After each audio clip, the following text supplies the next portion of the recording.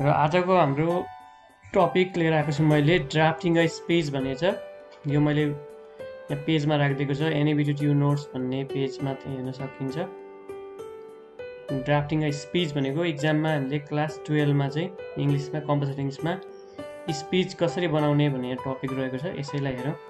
Drafting a speech, writing a speech, right a speech भनेर कुनै टपिकमा दिन सक्छ इक्जाममा, वा ड्राफ्टिङ अ स्पिच भनेर ड्राफ्ट अ स्पिच भन्न पनि सक्छ।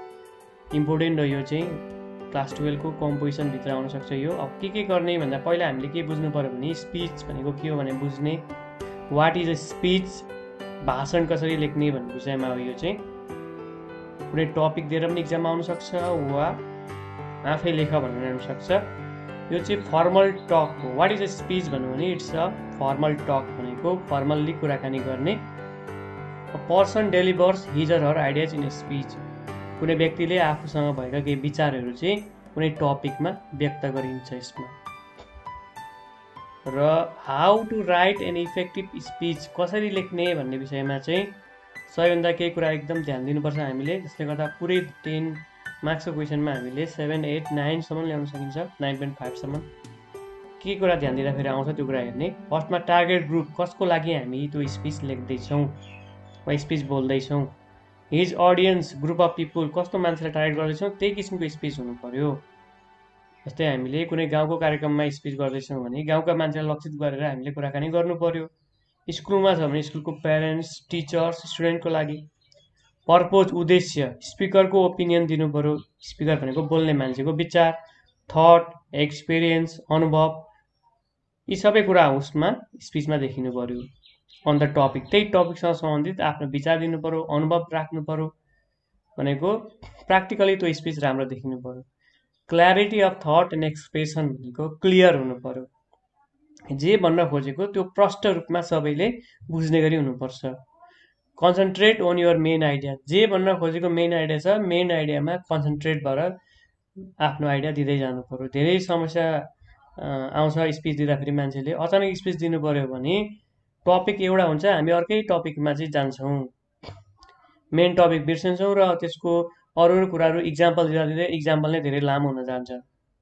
इक्जाममा हामी एन्सर लेख्छौँ, एन्सर लेख्दाखेरि चाहिँ टपिकमा कन्सन्ट्रेट हुन सक्दैनौँ र एक्स्ट्रा कुराहरू लेख्दै जान्छौँ, जसले गर्दा नम्बर धेरै आउँदैन। धेरै लेखे जस्तो लाग्छ तर नम्बर चाहिँ कम्ती आउँछ। त्यस कारणले concentrate on your main idea भनेको जे आइडियाको विषयमा हामी स्पिच लेख्दैछौँ त्यसैलाई एक्सप्लेन गर्दै जानु पर्यो।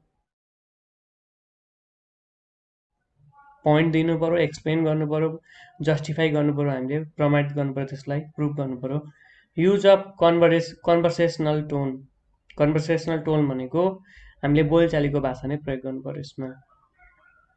युज अफ इक्जाम्पल्स, धेरै इक्जाम्पलहरू दिने। जस्तै हामीले चाहिँ सहरीकरणको विषयमा स्पिच दिँदैछौँ भने, अर्बनाइजेसनको विषयमा दिँदैछौँ भने हामीले के गर्नु पर्यो त, सहरीकरणले के कस्ता असर पारेको छन्, कस्ता कस्ता व्यक्तिहरूको परिवारलाई असर गरेको छ, इक्जाम्पलहरू प्रष्ट रूपमा दिन सक्नु पर्यो। हामीले कुन कुन ठाउँमा सहरीकरणले समस्या पारेको छ त्यो ठाउँको काठमाडौँहरू, विराटनगर, पोखरा यस्ता ठाउँको उदाहरणहरू दिन सक्नु पर्यो। फ्याक्ट्स भनेको एकदम हामीले वास्तविक कुराहरू मात्रै प्रस्तुत गर्नुपर्छ यसमा।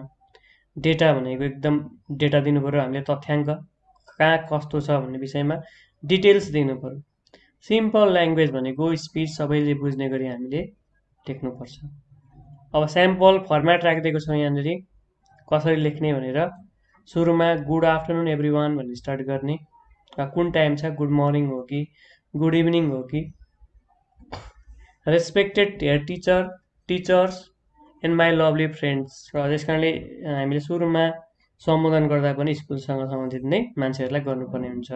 Respected here teacher, teachers and my lovely friends. अब यहाँ कुनै हामीले भिलेजमा दिँदैछौँ, गाउँमा दिँदैछौँ भने रेस्पेक्टेड त्यो कार्यक्रमको चेयरपर्सन हुनसक्छ, वा भिलेजको हेड हुनसक्छ, म्युनिसिपालिटीको हेड हुनसक्छ, चेयरपर्सन, मेयर हुनसक्छ। को छ त्यो मान्छेलाई हामीले सम्बोधन गर्नुपर्छ। आई एम हिमाल राई भनेर चाहिँ जो स्पिच दिने मान्छे छ उसको नाम यहाँ राख्नु पर्यो। इक्जाममा हामीले नाम युज नगर्ने, इक्जाममा चाहिँ आई एम XYZ। अब त्यो मान्छे कुन पोस्टमा छ, भाइस प्रेसिडेन्ट, भाइस क्याप्टेन वा के छ त्यो राख्ने, वा स्टुडेन्ट हुनसक्छ, of the student union of our school. कुन पोस्टमा छ गाउँको, वा के विषय सम्बन्धित लेखेको त्यहीसँग सम्बन्धित व्यक्तिको पोस्ट लेख्नु पर्यो। स्पिच दिने मान्छेको है यो। I am here before you to convey my ideas on the topic the use and misuse of mobile phones. स्कुलको एउटा कार्यक्रममा चाहिँ एउटा विद्यार्थीले मोबाइल फोनको प्रयोग र दुरुपयोगको विषयमा स्पिच दिएछ यसमा। Cellphones are one of the greatest and most useful invention. Cellphone सबैभन्दा एउटा राम्रो उत्कृष्ट आविष्कार हो। Earlier people had to depend on mails that too much time to be delivered. That too भनेको खोजेको यहाँ त्यस्तै धेरै समय लिन्थ्यो अरे पहिला चाहिँ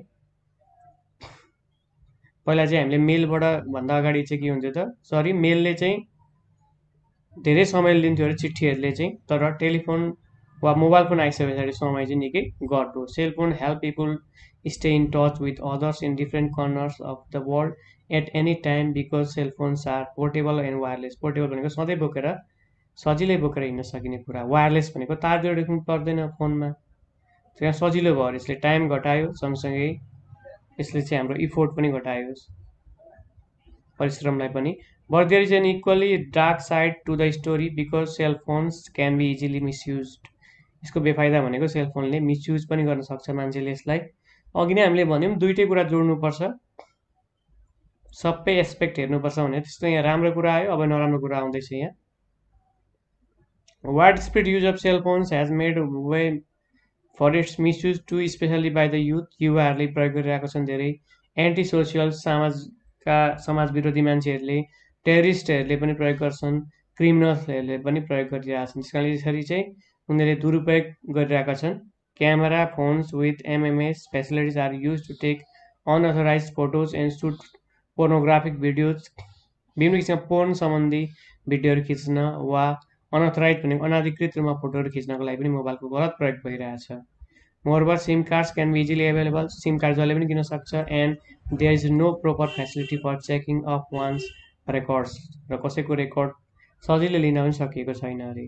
उनीहरूले मिसयुज कसरी गरौँ भनेर। This can make it easier for terrorist to misuse these phones for various activities. त्यस कारणले टेरिस्टले पनि यसलाई दुरुपयोग गरिरहेछन् अरे।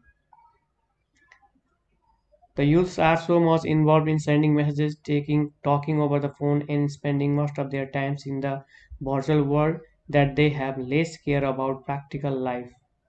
उनीहरूले आफ्नो प्र्याक्टिकल जीवनको विषयमा ध्यान दिएका छैनन्, खालि मोबाइलमा बढी झुन्डिन्छन्।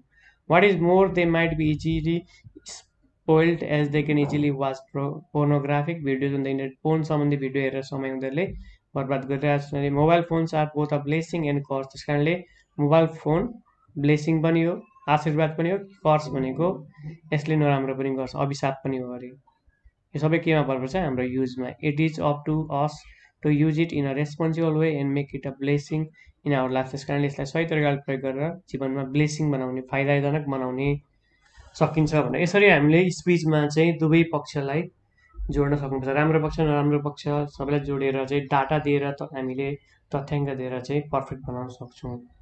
यसरी सर्टमा हामीले इक्जाममा 10 मार्क्सको आउन सक्ने स्पिचलाई लेख्न सक्छौँ।